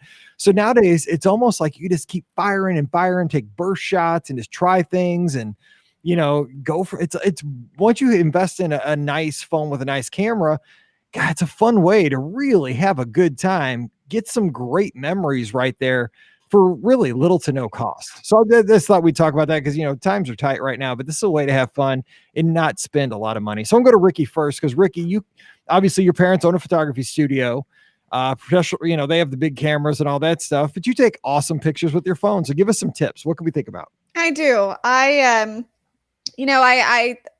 when I bought my iPhone, one of the thoughts that I had was, okay, I can spend all this money on this iPhone or I get my camera. And I was like, well, the iPhone's doing pretty well for what I need. Now I don't need, gigantic photos for my wall or anything like that. For that, you definitely want to have like a real camera. But for the purposes of what I, really need, the iPhone really did make a huge difference for me. So I decided to get the most upgraded iPhone at the time. And I tend to do that now. I haven't gotten the 12 yet, but there's a good chance that it'll probably happen. So, I always try to I usually tend to get the biggest one that I can get because that way I have the better camera usually. So I kind of weigh to figure out which camera is the better one at that point. So that's my first tip is to always try, if you can, try to get the better, bigger, the better phone for whatever, most up to date, because that's going to allow you to get the best pictures. Now, of course, not everybody can do that, and that I understand. So one of the biggest tips that I have for people who have, the phone, and it doesn't matter if you got, an older phone or a newer phone, but it's something that's so simple and it's so easy. And it's something that oftentimes I'll take a picture and I'll be like, why does this not look right? And then I'll realize because my camera lens is smudged. And the reason is because we're touching our lenses so much on the back because it's right on the back. Why are you touching it? That gives me you're kind of don't touch that. Am I making you nervous? Yeah, I don't like it. All right. Keep it clean. Okay, so just before you take a picture, wipe it off so that you have the most clearest picture that you possibly can have. It doesn't matter what kind of phone you have, as long as your lens is cleared off, you're good to go. So that's a tip that not a lot of people think about, but like seriously, it's going to make such a huge difference in your photos because I'll look at pictures that Brian takes and I'll be like, and I'll take the same picture and I'll be like, why does your picture look so weird compared to mine? And then I'll look at his lens and I'll be like, oh, your lens just make sure your finger's not covering that lens either. Exactly. I do get my finger in some shots sometimes. I hate that. I don't know why that is like a pet peeve of mine when like people will share them on social media, like, oh, like, couldn't you just edit like that little finger in the corner that you have there? Like zoom in just a little bit. Crop. Yes. So that's a good tip. All right. So Scott, what do you think about when you're trying to get those? Because I got to admit, all three of us, we take some fun pictures. And so what are you looking for pictures?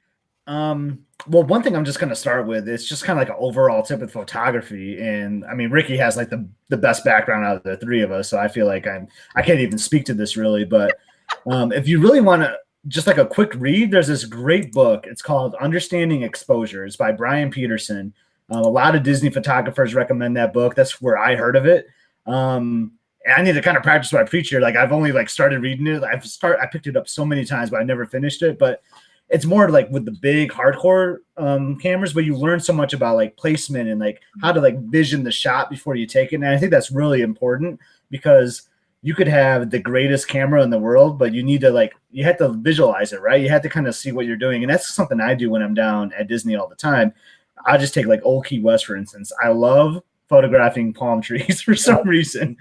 And one thing I like to do is just like get creative, like with an angle, like where can I get like a big blue sky or like a big color pop? Because Mike, you and I were talking about this before the show. Like we love when our Google Photos, and I'm sure we're going to talk about this more, will auto like edit a photo almost, like they'll like pop it or they'll make it black and white or they'll do this cool feature to it. So I'm always trying to find like really colorful shots with like the Sassagoula River in the background with like a nice big green palm tree. I just like look for vibrant colors. And I like to always shoot in landscape mode too. I know some people like portrait, but when you're taking like nice photos of palm trees or some kind of scenic thing, make sure it's like horizontal on your phone's landscape mode so that you'll get a nice picture that way too.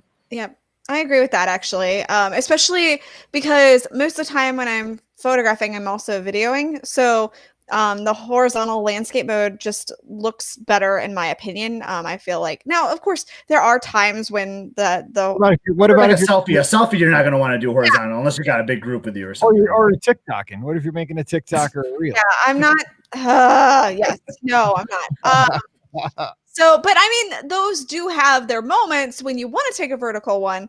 But for the most part, I agree with you, Scott. I'm much more of a horizontal photo taker overall, and I think that's just because my brain is automatically focused on automatically taking that way. Just because, kind of, obviously my background and how I grew up. Yes, I took vertical pictures too, but a lot of the times my brain just focused on the horizontal. And this might be an obvious thing too with the mobile phone photography, but you want to like kind of click on your screen to like where do you want to focus? Like if you're doing a shot like that, like the sky might be like washed out, and you might not then you're not going to pop up that blue pretty sky. So you might want to click different areas on the phone to like kind of shine where you want your photo to to really spark. And you're right about really kind of framing up your photos. That's such a key thing. Take the time to look at, a lot of times there are times when you're just taking a quick, I'm doing a quick fire photo. I just need, a shot of something into the background or whatever. But if you really want to make something kind of fancy and unique and Instagrammable, really take those and make your photo look as pretty as you possibly can, because obviously what you're seeing is what is going to be shown in the photo. So the less you can need to do with like post-production stuff of like editing anything, even if you're just doing quick edits on, Instagram or something like that, to me, that's the better thing is the more you do to make the photo look how you envision it in your head, the better it's going to be ahead of time. Yeah. And speaking of framing, I know Mike, you're about to jump in, but I was just thinking of if any of you ever seen me and Steve Forrester in the parks, like some of you may laugh, like, because we don't bring a tripod with us, but we'll use the surrounding areas to be our tripod. Steve and I use trash cans during Food and Wine Festival more than people do for tables for photo taking. We'll just get our phone like lined up there. I'm doing a visual. This is an audio podcast, but we'll get on a trash can or a rail, just set our phone perfectly on there so that it's like nice and lined up, and it makes for a great tripod. So kind of use your surrounding area as well instead of just holding the phone in your hands instead. And speaking of photographing food, one of the really great tips that I've learned, because a lot of them don't take a bite out of it first. Don't take a bite out of it. No, don't ever do that. The second thing is it's actually helpful if you have somebody else in your party shine a light of some sort on the food. It will turn out much better because a lot of times it will be dark, or there will be shadows that happen because of the way you're holding your phone over your food. There will be some sort of shadow that your phone casts over it.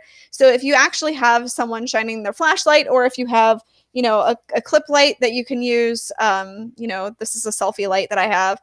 Hannah has this as well. So you can use this, and it will help brighten the food up as well. So that way it's not, you don't have big shadows, or, you don't have dark, food going out.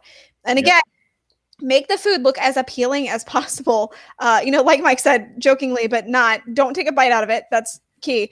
But, really play with the angles of the food, turn the food around and, or whatever, and see like which is the better angle for what I'm doing, which is going to look the best. Because the way they plate your food can be different. It can look different in different ways. So I will say, that makes a lot of sense too. And piggybacking on what Scott said about how Scott always takes the pictures of those palm trees at Old Key West going down the main drag. Okay. He always takes those pictures. But the thing is, and I do the same thing, say when I'm staying at Riverside, I love taking pictures at Riverside because you have that kind of, the bridges have that pattern in them as you go across, and you got water, and you got the green of the grasses are super green there. And then you got the white mansions. I mean, there's just a lot of vibrant things to take pictures of. But the thing I have to remember, and I think for those of us that go to Walt Disney World multiple times a year, or maybe, You go once a year. So if you're taking these pictures of say you stay at the same resort, like I tend to go to the same places.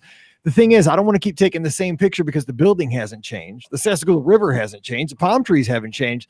So what I think we have to look at is creative ways to take pictures of the same things, different, like Scott said, different angles, or, instead of just taking that postcard shot of Riverside across the Sassagoula, looking at the mansions with the green grass, maybe take a shot from being on one of the bridges, kind of peeking out between the trellises, and looking at it that way, or, looking at different angles. I'm 6'3", so all my pictures come from up here. Maybe I get down on the ground and shoot up at something, a palm tree or something like that. I think that's because as Disney fans and as immersed in social media as we are, we've seen so many pictures of so many things. But what gets my eye when I'm on social media is when somebody takes a picture of something that is very familiar to me, like an attraction or a resort, or even it doesn't even matter. But when somebody like shoots up at, like a building on Main Street, USA from ground level, I'm like, well, I've never seen it from that level. I think you just got to be creative in how because the things, a lot of stuff at Walt Disney World static. It's going to be the same for a decade, 2 decades, 3 decades, but we can still get creative pictures. And I think that's what we probably all three and all of us listening follow people that are so good at that. I'm not great at that, but I try to think about it when I take pictures. Absolutely. I mean, so many people take that, front shot of the castle, like you see it all the time. It's everywhere, just that main front shot of the castle. But if you go around to the side by Liberty Square, you have that great side shot where you get the moat there, which is awesome. If you go close to the castle, you can get the shot with it's really close up with just the clock and the I've done that shot. If you go over to the other side, you have a really unique shot from Tomorrowland. Of course, you've got the back of the castle, which has just an incredible design as well. So, everybody thinks about that front shot of the castle. I mean, everybody thinks of it, but there are certainly different and unique ways to get Cinderella Castle that, not everybody is going to have, and it makes your photographs even more unique. You just, like you said, you really have to think about, okay, how can I do this differently? And I think you're right. So many people get in the trap of, I take this picture every year, and they don't think about, well, how can I change it up? And sometimes just tweaking it a little bit can make it so much better. Yep. I probably have like 2,000 photos of those palm trees. Yep. Like some people like Spaceship Earth or the Cinderella's castles that means Disney to them. Like it's the stretch of palm trees on Old Key West that is home for me. And what I'll do, Mike, I'll look for that thing that's normally not there, like a bus. Because the buses change a lot, right? Like they have different designs. So I'll try to capture a bus in those shots a lot too. That kind of makes it different, Yeah, because it marks the time, right? I mean, because that's a good point. Because now we got all those character buses. It's different than the old, Disney Transport. Okay, one other thing I want to throw in. Scott mentioned the Google Photos. I cannot recommend this enough. It's a free service. You can download the app on your desktop computer. It'll suck all your pictures off your desktop computer, but on your mobile device, it's not only is it just a security blanket because it's constantly backing up your pictures to the cloud. So if something were to happen to your phone, you're still going to have all of your images. But what Scott and I learned probably about 3 or 4 years ago now, maybe longer than that, is that they have this, and he mentioned it, they have this thing where they'll go in and grab certain shots. And I don't know what the algorithm is looking for, but water is a huge indicator that it grabs these certain images. And what it'll do, it'll enhance these images in some different ways. If you take a burst of shots, like from something similar, it'll make a GIF, or it'll make some kind of a little animation. Sometimes it'll do like a black and white of 75% of the picture, but the person who's the dominant feature, they'll be in color. Like you'll see the color of their clothes and their hat, but like the background will be black and white. So the person stands out. It's really interesting. It's almost like art. A lot of times they'll pop them for you, do a color enhancement. And the thing is, like I said, it's totally free. These digital images are totally free. So not only is it a security blanket, but it's also, we always have fun. The next morning, you're like, what did I get? What did I get? It's a competition. It's a surprise. Yeah. We Mike are competitive. So it's like, who can get the most pops? And exactly. And we're like, look, and it's fun. And also the thing is too, even things like Apple's native Photos app will put together, little movies. If you look back, there's like a memories tab inside of your photos. You might not know this because it's kind of buried there and you don't see it unless you're really looking for it. But if you go back and you'll see, like, it'll put together this little montage of a certain trip. I share those every once in a while on social media. It'll say January 2015, and it'll be all my marathon weekend pictures from that trip. And it puts in videos, it puts a little music under it. I mean, this is stuff that we used to do that would take like an hour and a half, 2 hours. And like, it was fun to do, but it became time consuming, and now it's done and you can share it easily on social media. So Google Photos, the Apple Photos app, there's a lot of ways to do it, but definitely. What I'll do too with this episode, I'm going to share a photo, my favorite pop photo. So I was at Epcot. I was on Marathon Sunday actually, and I got like the water that was blue. I got the sky that was super blue, and a blue monorail came by, and the different pops of different shades of blue that Google Photos did with that is like one of the most spectacular. You would think I was using like this hardcore, like $10,000 camera to take this photo, but that's what Google Photos does. But speaking of, I know we're kind of gotten away from like actual tips with the mobile device. We kind of talked about photography in general, but one thing I like to do is use the grids. There's like a grid option where I'll kind of put like squares on your screen. So it'll be like a 9 box kind of, and then you can try to like center, like, okay, what do I want to be like the main focus of this shot? And you just like kind of look for the center box and try to fit that in there. I think that's a cool tool that you can use on your phone to kind of help give you, where do I want this particular image to look? And I like using the grids. And one of the other things that I love to use on an iPhone is the portrait mode.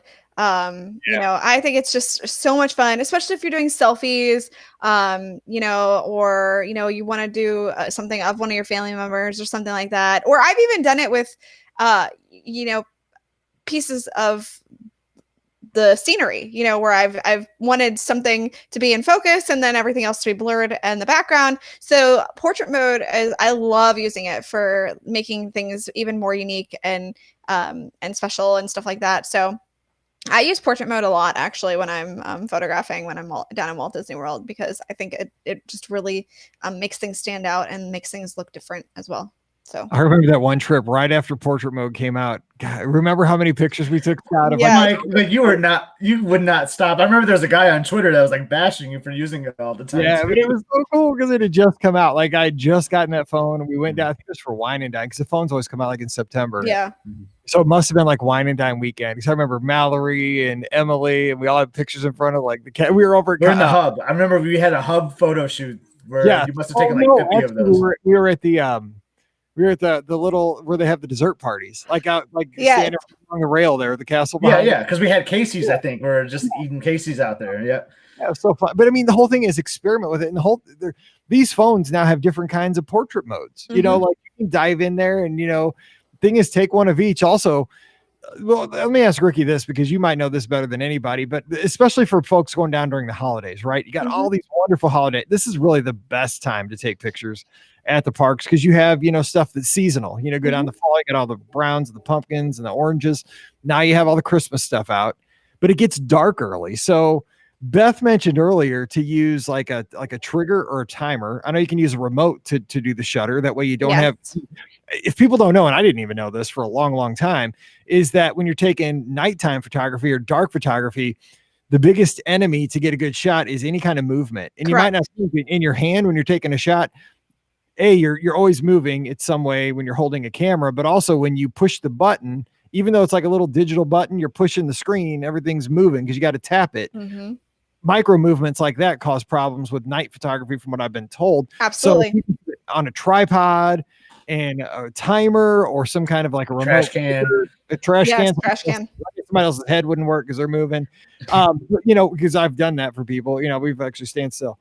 Probably doesn't work during the day. It might work, but I'm just saying, so what do we got for if you want to take pictures of like Main Street at night, with all the Christmas lights going on? It's so beautiful, but it's hard to get those shots. Absolutely. Yeah. And I like Beth's idea of using the timer. I'm pretty good at standing completely still. I've been doing it for a while. So I'm very skilled at standing completely still. The one thing that I have on my phone that is a lifesaver for me, I actually have a really unique pop socket type thing.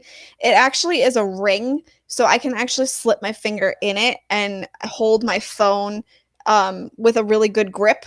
And I use that to hold the phone steady. It actually works kind of as like a mini, like a handheld tripod in a weird way, because like I really can hold my phone steady with the ring pop socket that I have. And I ordered it off of Amazon, and it's just this metal ring that I attach to my phone, and it works out really well. And then from there, I can very easily hold the phone steady and do night photos or video or whatever, because I'm, I have something that my hand, it's actually literally, it rests on my thumb, because the way I can hold my phone with the metal pop socket, it just really makes it a lot easier. So that's what I do to really get good night shots. Now, again, maybe not the best for everyone. Like you said, the timer option is good for those who are a little more shaky, or like Scott said, the trash can is always your best friend, because you can just put it on there and set it there, and then that way you can hold it still. I have this little trigger too, like, I just push the button and it activates the shutter. Yes. It came with my ring lights. Yeah, that's another option too. So, but yeah, so I'm actually, but the ring that I have on the back of my phone is probably my favorite thing that I've ever bought, and I buy it every time, because this is probably my third one. It breaks on me sometimes, so because I use it so much to kind of rest my finger in the metal. Let me say one thing. Okay, one thing totally off topic. Disney's now selling pop sockets with all the characters on them. About 5 years ago, I said they should have sold those. Like hotcakes. I think they've missed. I like a pop socket because I get the big. I still have the 10S Max. Yeah. And it's a big dog, and I just need to be able to handle it. I need a pop socket, especially when I'm running and I'm trying to, exactly. Scared to death I'm going to drop it, and that thing really does help you carry it.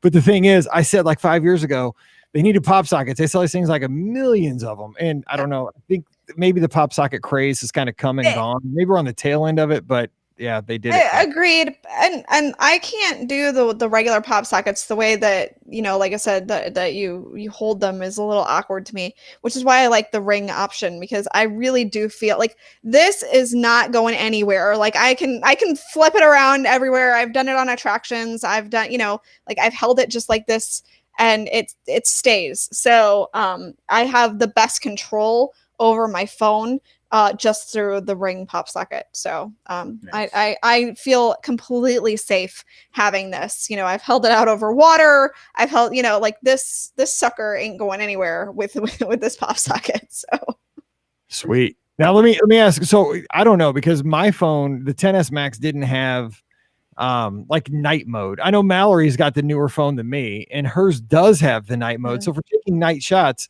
do you need to physically go in and change settings, or are phones so smart nowadays that they like auto adjust to get Christmas light pictures? I'm just picturing, like, I want to get the castle. Say you're trying to take a picture of the castle, like with the ugly Christmas sweater. Yes. I mean, what do you got to do to prepare for that besides keep it still? So like what Scott was saying earlier about making sure that things aren't blown out, tap your phone where the light is, and it will automatically adjust to make the castle be more in focus, and it won't blow it out as much. So that's gonna, if you find that it's just like it's not doing exactly what you want, tap where the light source is coming from, and it should generally fix the issue overall. So that's kind of my best advice on that one.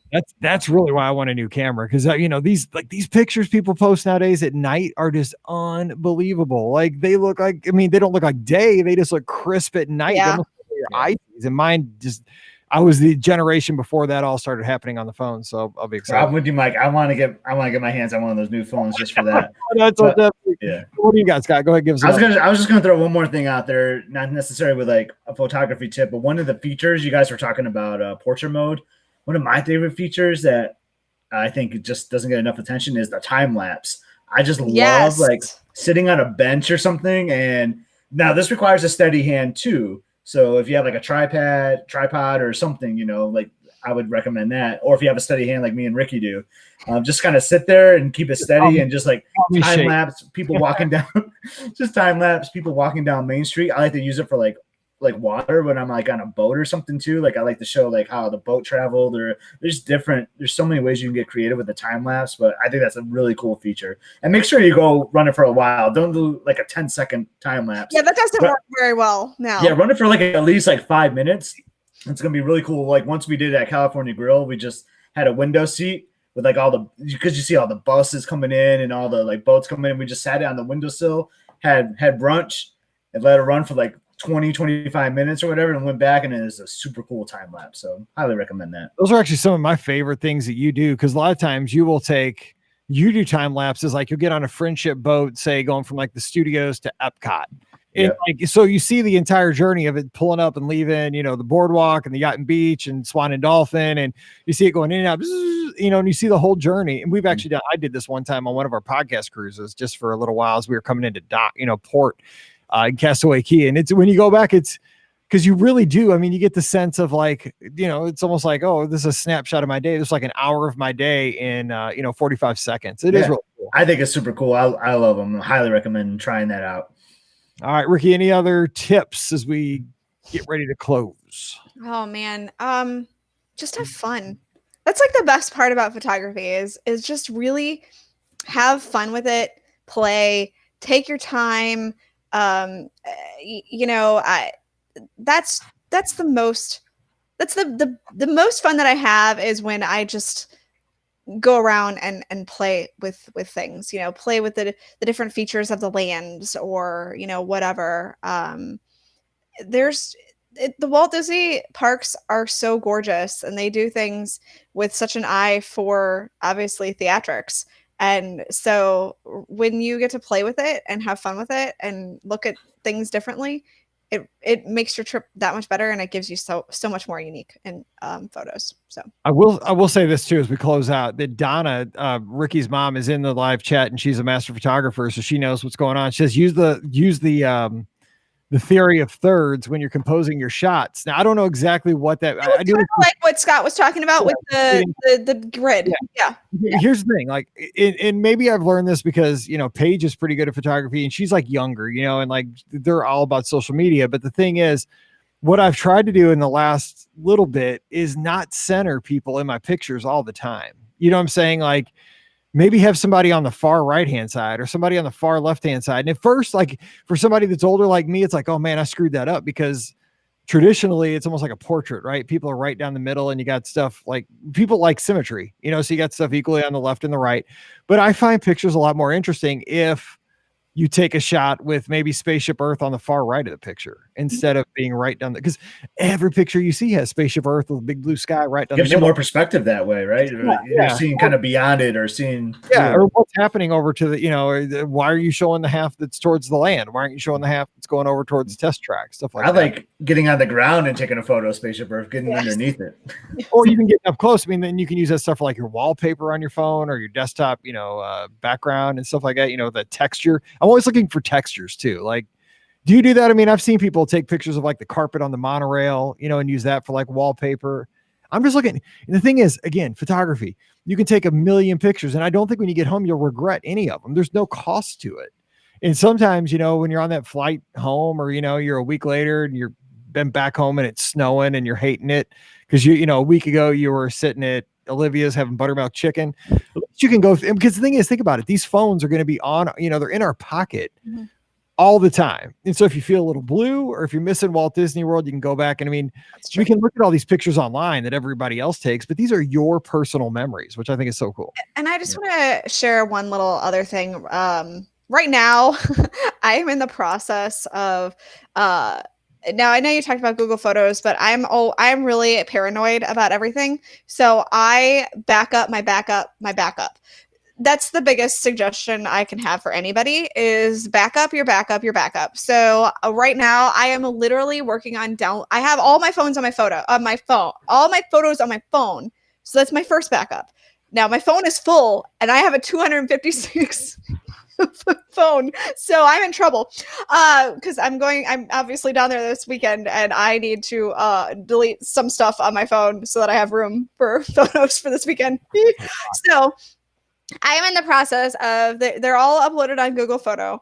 I'm taking them off a Google Photo and downloading them onto my computer, which I will then download onto a hard drive that I have. So I'm backing up my backup, you know, like, but the thing is that I've taken so many pictures over the past few years that my 1 terabyte computer is actually full at this point almost. So like, you definitely want to make sure that you have enough storage space to back up your backup. So that's a process that I'm going through currently as we speak right now, is just trying to back up all my photos. And don't do what I do and do it at, take like 2 to 3 years and then try to do it all at once, because that was a huge mistake. And I'm not going to do that ever again, because that is a very, very, very large chore to fix. So. And storage is cheap nowadays. It didn't used to be this way. But, I mean, you can grab a 4 terabyte external hard drive for next to nothing. I mean, think about it. I mean, if you're paying $100, $200 for that, I mean, is it worth your memories for the last 15 years? I mean, yes, it's worth. And I don't know if other people know this. If you have an Amazon Prime account, you get unlimited photo backup there too, to the cloud. So you could go some photo, all your photos on Amazon Prime, every one of them, and it's original quality there. Where on Google, it's not original, but it's almost. I'm just super paranoid, and one of them is going to go down one day, and all my photos are going to be deleted. So I'm with you. I mean, you're supposed to have like different media, like one's supposed to be in the cloud, like 2 locally on different kinds of media. So like on a hard drive and maybe some kind of like a memory stick or whatever, just so you have different. So you're trying to avoid obsolescence on the physical media. Like you don't want them on a zip drive because. I mean, who knows, and hard drives may go away in 10 years. You don't know. I mean, yeah, but at least I have it. You know what I'm saying? So like, that is definitely my biggest tip though, is back up your backup. So I agree. You learn that if you get bit once. You definitely learn that. I'm telling you, I'll get you. All right. So we are going to duck out of here, but we want you to share on social media your best. Give us your one good tip for photography, especially at Walt Disney World for your Disney trips. Send those to me, Mike. Don't send them my email. Put them on social media at Be Our Guest Mike, and I'll retweet those throughout the weekend so we can get those out there quicker and everybody can see them, and we can all become better photographers. Because I love it. I'm not good at it, but I do love taking pictures, and more importantly, I love taking them because I know that 5 years from now I'm going to look back like, God, that was fun. Or especially now, like I have so many pictures of like the construction of the Tron coaster. I have pictures from previous trips when Everest was a hole in the ground. It was just getting started. It was a dirt pile. And that's fun to look at now because it feels like Everest has been there forever, and so it's just cool to see that stuff. So take those pictures, share your tips at Be Our Guest Mike on Instagram and Twitter. Don't forget, today's show brought to you by the Magic for Less Travel. Everybody from the Magic for Less Travel, except me, is down at Walt Disney World right now learning cool stuff to help you find a great vacation. But I'm here at Mission Control. So if you want to book a trip this weekend, go over to themagicforless.com, fill out the quote form, make sure you put the Be Our Guest podcast in the How'd You Hear About Us section, and we'll get to planning. We'll get you down there for this holiday season or early 2021 great deals. You don't want to miss those. It's almost like a once-in-a-lifetime thing. So check them out today over at themagicforless.com. Also, please use our Amazon affiliate link, beourguestpodcast.com/Amazon. And a huge shout out to our patrons. You guys are awesome. And I hope you enjoyed the show about grocery stores in St. Louis yesterday. So we'll have fun with that. No, seriously though, we have a good time. We have a special Discord. We talk Disney all the time. Thank you to our patrons. If you want to become a patron, just visit patreon.com/beourguestpodcast. Follow Scott at epscott. Follow Ricky at Ricky Nibs, live from Walt Disney World this weekend. Or at Mouse for Less live, because that's definitely where I'm posting. That too. Well, I figured to be on your own too, right? I mean, come on. Probably, but I want to throw it out there for sure. The Mouse for Less. So for sure. Everybody follows. Everybody listens to the show follows the Mouse for Less. Yes, you should. That's right. Absolutely. If you don't, where you been? Yes. Shout out to Alex Trebek.